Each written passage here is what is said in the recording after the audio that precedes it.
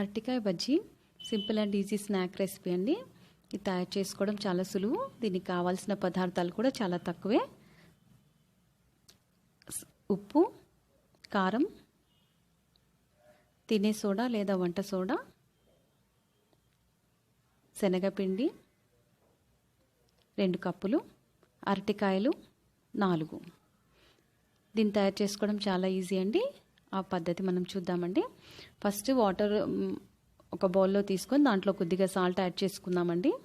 అరటికాయల్ని ముక్కల్ని దాంట్లో సోక్ చేసుకోవాలి, లేకపోతే అరటికాయ ముక్కలు నల్లగా అయిపోతాయి. సో ఫస్ట్ మనము అరటికాయ తొక్క తీసేద్దామండి. మొత్తం పీల్ ఆఫ్ చేసుకుందాము నీట్గా. ఇలా పీల్ తీసేసుకున్న తర్వాత ఒక్కో అరటికాయని 4 ముక్కలుగా కట్ చేసుకొని వాటర్లో వేసుకుందామండి.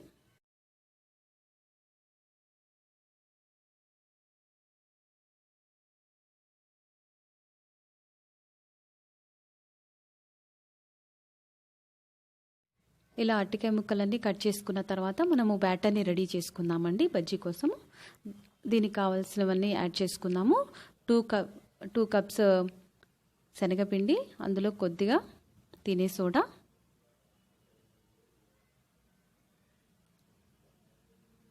ఒక స్పూన్ కారం వేసుకుందామండి.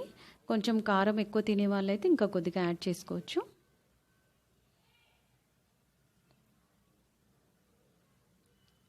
సాల్ట్ తగినంత యాడ్ చేసుకుందామండి.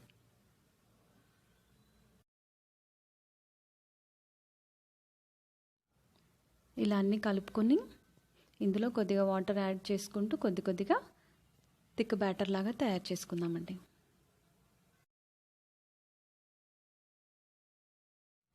ఇలా సుద్దలు లేకుండా మంచిగా బ్యాటర్ తయారు చేసుకుందామండి. మరీ లూజ్గా ఉంటే బజ్జీ సరిగా రాదు. ఈ విధంగా తయారు చేసుకుందాము. ఇప్పుడు స్టవ్ మీద బాండి పెట్టి డీప్ ఫ్రైకి తగినంతగా ఆయిల్ వేసుకుందాము.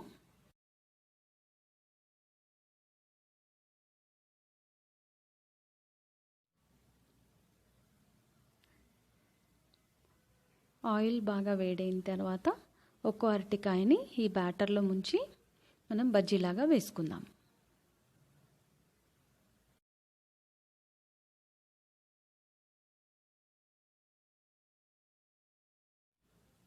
ఇలాగే ఒక్కొక్కటిగా మనము యాడ్ చేసుకుందామండి.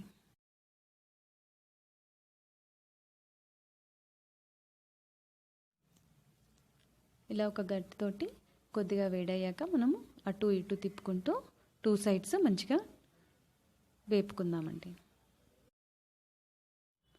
ఇలా గోల్డెన్ బ్రౌన్ వచ్చే వరకు వేపుకొని ప్లేట్లోకి తీసుకుందామండి.